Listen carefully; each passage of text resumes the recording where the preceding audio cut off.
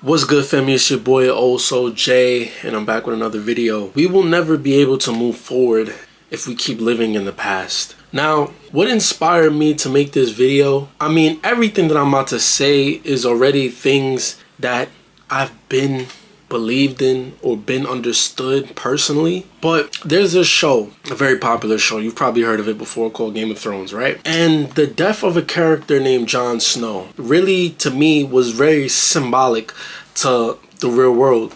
And I'm gonna make that connection in a moment. You see, for those of you who haven't seen the show, Jon Snow, he basically was the leader of a group called the Night's Watch, I believe. It's been years since I've seen the show, but basically what the Night's Watch were men who guarded the wall. The wall split up the wildlings and everyone else. It was a huge wall that just separated types of people. And the wildlings were enemies. The Night's Watch men, they called them crows, right? So Jon Snow was the new leader of the crows. The wildlings and the crows have been going at it for centuries.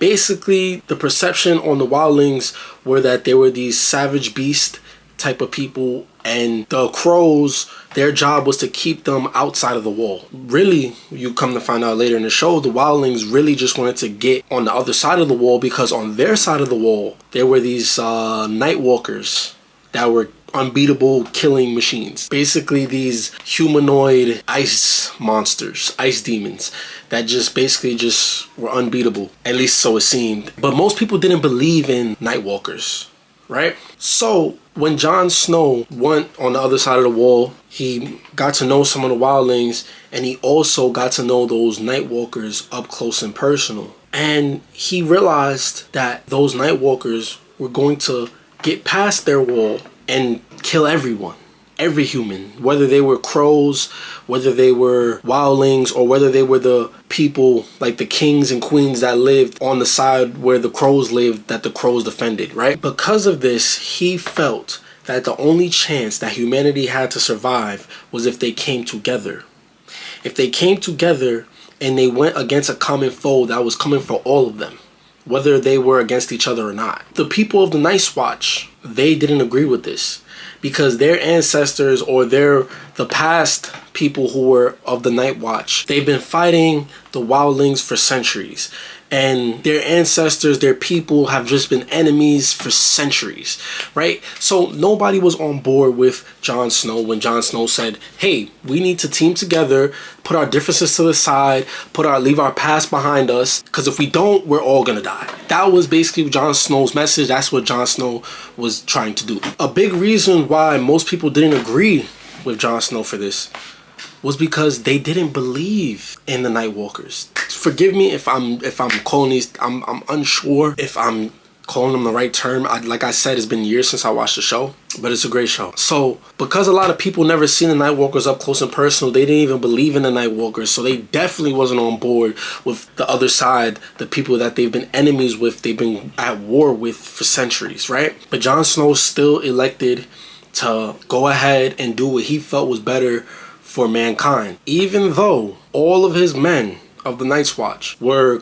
completely against it and they hated him for it. So when Jon Snow finally got the wildlings on board, because the wildlings knew the night walkers were real, when he got them on board, when he told them his plan, which, you know, wasn't easy, of course, because they were his enemies, when he finally was able to get them to agree, the wildlings, when he brought the wildlings inside the walls, on the other side of the walls where his men of the Night's Watch were, the men of the Night's Watch hated Jon Snow. And because of this, I mean, look, spoiler alert if you haven't seen the show, but because of this, Jon Snow was killed by his own people, because they felt he betrayed them by bringing the enemy inside the walls, when really Jon Snow understood that there was a bigger enemy that was coming for both of them, and this was the only chance humanity had, was if we came together, if they came together and fought something that was coming for the both of them. So Jon Snow was killed by his own people because he was trying to save everybody, but because his own people couldn't let go of the past of what their ancestors went through, they killed him. And later on in the show, he was right. They ended up having a team together anyway. So now how does this connect to the real world? It's pretty obvious. Unity. If you haven't realized it yet, you need to realize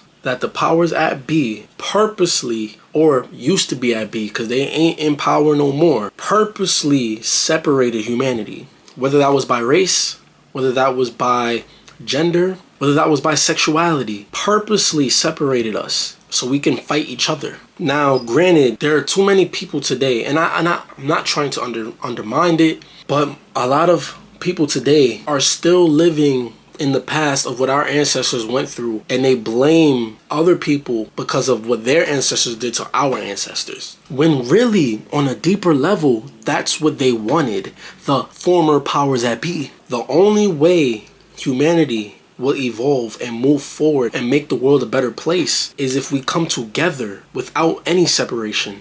On a deeper level, a lot of people don't understand that there are entities and energies that influence the people of the world. In the past, the dark entities, the forces of darkness, purposely treated or chose a race to treat better or to push their evil agenda through that race, to create that huge traumatic separation that lasts until today. But in today's world, those dark forces aren't just with one race. That's what they want you to think. It's propaganda. That's what they want you to buy into. The longer you live with that ideology, the longer it will keep you away from truly evolving. The longer it will keep humanity away from truly evolving. Everyone needs to be treated with compassion and love. The only time a person can be, or you should treat someone like opposition, if they have acted against you, if they've done something.